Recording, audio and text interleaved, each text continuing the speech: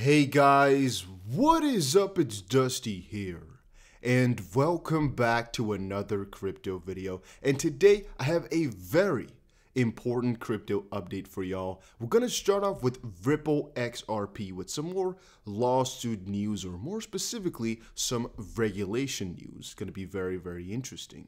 Then moving over into the motion to intervene. That's basically the XRP holders standing up for their rights. That movement has gotten quite some people in there. Moving over into Avalanche, what is that crypto and why is it doing so good?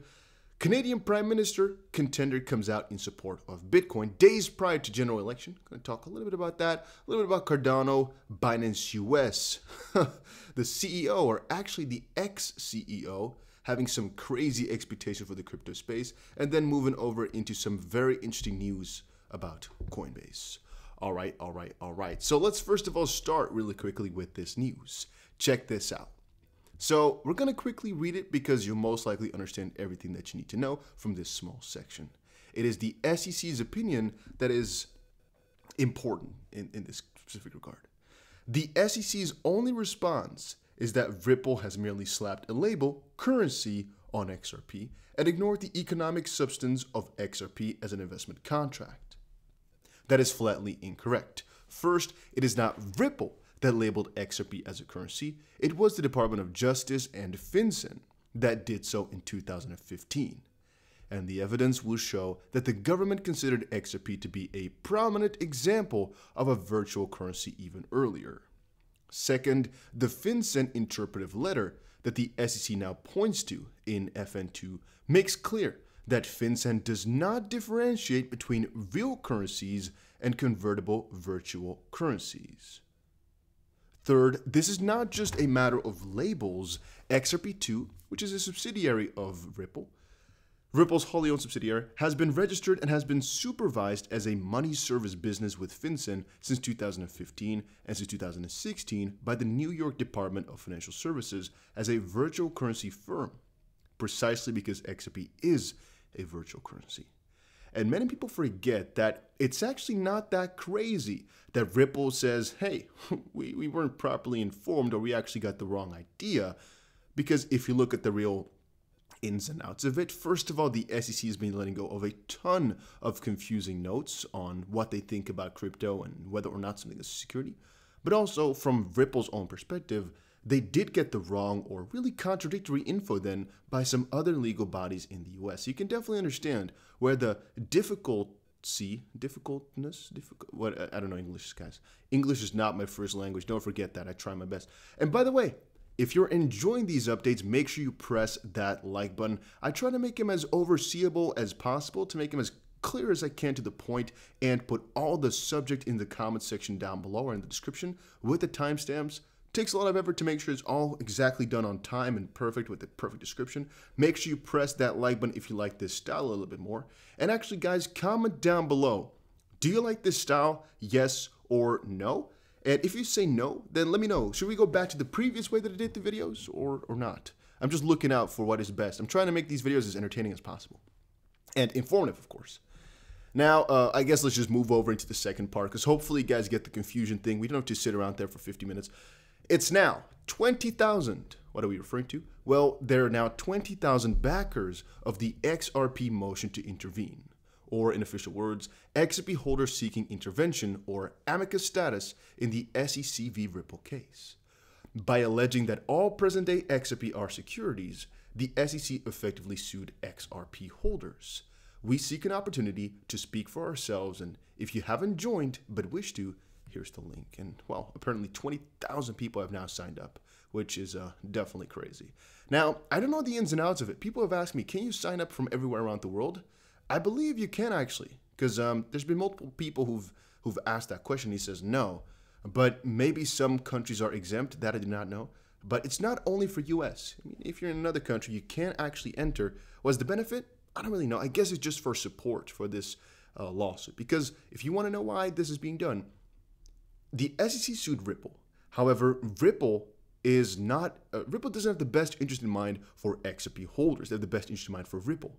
The SEC is supposed to look out for investors, but they sued XRP, which we hold kind of. So they're also not looking out for our best interest. So there was nobody really who's looking out for the XRP holders themselves, which is why they joined into this lawsuit. All right, then Avalanche. What is it? Well, I can actually explain it in the easiest words. It's just another platform like Ethereum, like Cardano, like Solana, like we can go on for a long time, like Polkadot. There's a ton of them that are kind of the same way, but Avalanche is a layer 1 blockchain that achieves high throughput and offers compatibility with the Ethereum virtual machine, basically meaning you can kind of have some overlap with Ethereum. Network activity has soared in the recent months, particularly in the DeFi space, and Avalanche's EVM compatibility lets developers seamlessly port decentralized applications over from Ethereum, and this compatibility basically means if you build something on Ethereum, a lot of other projects have this too, by the way, it's not really new, you can actually kind of deploy that on Avalanche too without that much trouble. Now, as crypto heads towards a multi-chain future, Avalanche is getting a significant amount of traction for that perspective too. They actually have a couple of interesting properties. For example, really high throughput, which is definitely nice.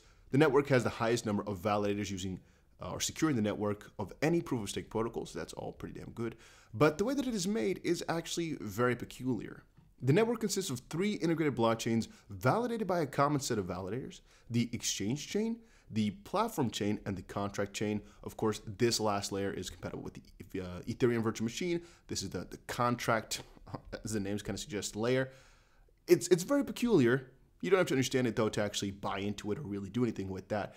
But it's just kind of what makes it cool, what makes it fun. It's just, again, another one of those platformers, and those are kind of the features which it differs in with others.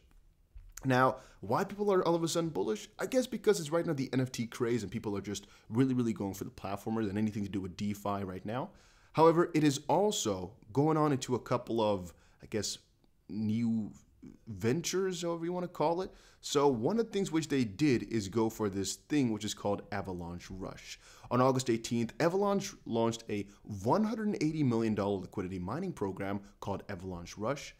And, well, yeah, that's all you actually need to know about it. There's, because of that program, a lot of people that switched over from Ethereum over to Avalanche, Avax, and they've also now integrated with Ava and Curve. That's the most important part of everything that you need to know. There's more, of course, to the whole story, but I don't want to keep it too long.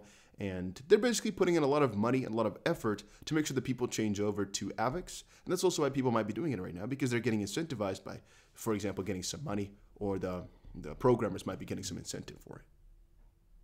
All right, then moving over, Canadian Prime Ministerial Contender comes out in support of Bitcoin days prior to general election. This is a very interesting article, very interesting. However, it's pretty short, the summary. So, Maxime Bernier, Canadians will elect a minority government on Monday. Whether it's headed by Libcons or the Conlibs, the only important question is, will there be any opposition to the authoritarian big government consensus? You need the PPC's vote in Ottawa. That I'm not too aware of, actually, how exactly that's all going to work. I know there's been a big fuss about this entire election over there, but apparently a prominent Canadian politician representing a party running in the country's current federal election has spoken out in support of Bitcoin. Maxime Bernier of the populist right-wing People's Party of Canada tells his 150,000 Twitter followers he likes crypto because he's dissatisfied with the current central banking system. Quote, "Many people are asking if I support Bitcoin and crypto. Of course I do. I hate how central banks are destroying our money and economy. I'm more of an old-fashioned gold and silver fan, but cryptos are another new and innovative way to counter this, and that should be encouraged," end quote. So I guess we can't say too much negative things about that, right? I mean, it isn't in the end of the day a positive thing. Moving over, Cardano ignites explosive start after upgrade with hundreds of smart contracts. I first had another article talking about this, but I thought I could summarize the story for you guys in an easy way too. Cardano has launched their newer phase, right? The smart contract phase a couple of days ago. So people were wondering, okay, what now? What's going to happen from here forward? Should we get excited? Should we get crazy? Should we get funky? Well, the long and short of it is they've been doing really amazing. And many people thought, okay, so what's there for Cardano now in the near future? Well, there's adoption and there's progress. Cardano didn't have any function. They didn't really have much functionality before September 12th, and now that the smart contracts have been allowed, they're really pouring in like crazy. I'm not sure what the exact number is already, but there's really a ton of them. So Cardano's blockchain has over 200 smart contracts in the network just days after it added the functionality. According to Verso, the number of smart contracts is as high as 2,500 as the network experiences a flurry of activity. The flip side to this is that the smart contracts are in time lock pending their release, and the majority of what that has to do with is the fact that these guys have made their smart contracts or kind of thought them through, but that's deploy them, of course, right? They had to kind of put them in the real code, and that sometimes takes time. And of course, Cardano themselves doesn't want everything to be done at the exact same time, so it takes a little bit of time. But generally speaking, people are really, really interested in Cardano because there's a lot of money to be made there. Any project that becomes new in this kind of DeFi realm has a lot of potential to get some crazy stake deals or crazy adoption because people are looking for you. You know, so any of these first-hand smart contracts, some of them are going to really, really take it far. And a fun fact about that is, for example, Uniswap is just a really early adopter of Ethereum and a good DEX basically being built. Ava, ETHLend, you know, these aggregators, for example, they're just one of the many that were early in that sense and that got popular. A couple of ones that have been built on Cardano are going to get popular too. And I'm watching out for that really, really carefully because a lot of these projects are going to be great to invest in because, once more, we're at the start of the start. Just launched a week ago. So I'm going to be really looking out for that, guys. I'll give you more updates, though, if I really find something cool. Then, former Binance.US CEO, Brian Brooks, on crypto, he says, we should be at $15 trillion of an industry just quite yet, or already now, which is very, very peculiar. The CEO, former CEO Brian Brooks of Binance US, is confident that crypto could be a $15 trillion industry sooner than expected, given the recent adoption trends by key market players. Speaking on Tuesday, save for interesting things that have to do with crypto companies, he noted that there's a huge number of suits that have now concluded SALT conference. He was referring to the huge turnout by investment hedge fund managers, compliance firms, banks, and asset management firms. Representatives in attendance stating, that's the news of crypto this year. Crypto is going mainstream.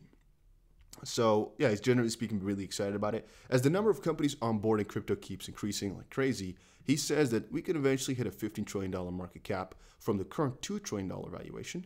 According to him, Bitcoin's price, which is currently trading under 50K, will be ignited to rally past that resistance by continued adoption and investments in the industry.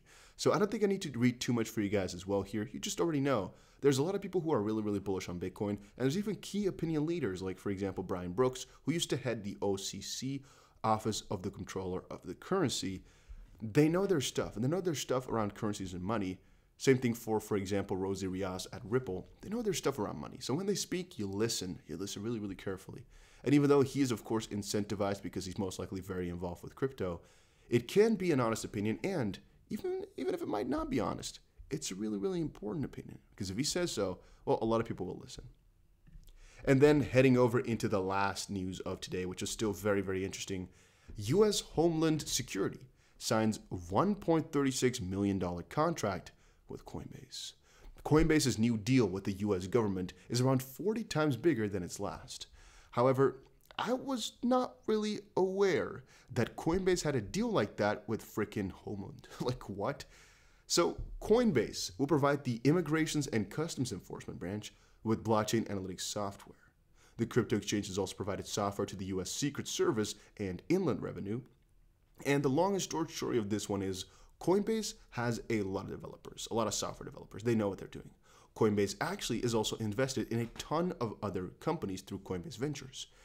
So one of the things which Coinbase actually does is sell software or license it or help out some of the things which they do to other companies that require it. And in this specific case here, the I'm going to say Immigration and Customs Enforcement or anything like that, they can basically buy two things, right? They can buy data from Coinbase because even Jeff Bezos, for example, with Amazon has a deal with the CIA as an example, right? Because, well, sometimes that's just in your benefit. But they can also actually just buy information or data information gathering services. So, for example, Coinbase has a method, they created a method or, their company created a method to source information from certain blockchain transactions or some sort of aggregates of transactions. Sometimes that algorithm, which you've made or found out that can deduct certain things, can actually be resold to others so they can use it to the best advantage to find criminals, for example, right? Because even though Coinbase, for example, could find criminals, that does not mean that they're actually going to do it, for example. And sometimes that type of stuff needs to be sold over. A couple of months ago, or actually a month ago, ICE, or ICE, paid Coinbase about $30,000 for some forensic software. And again, I'm not too familiar with what exactly they have in the smallest of parts. All I know is that some of the subsidiaries under Coinbase actually have some just basically analytics as their primary name or primary function. And so they can actually resell and license and whatever other software too, which is what's happening. Then again, I was kind of afraid when I saw that article that they were, basically going to try to sell all our information to them, but no. I believe it's just for all these platforms to basically deduct more information. However, this is also another fun little, snippet in your head that should pring, because it's like, okay, this is 40 times bigger than the previous contract. It means that these guys are really starting to step it up, and it means that Coinbase is getting better and better software, but ultimately that it's growing basically, and that there's more and more interest and more money going around in it, which is also positive though. All right, guys, that was it for today's video. If you enjoyed it, make sure you press that like button. It's again middle of the night, depending on how late I upload this video, but most likely it is. Make sure you press the like button if you enjoyed it. See you guys again in another crypto video later today.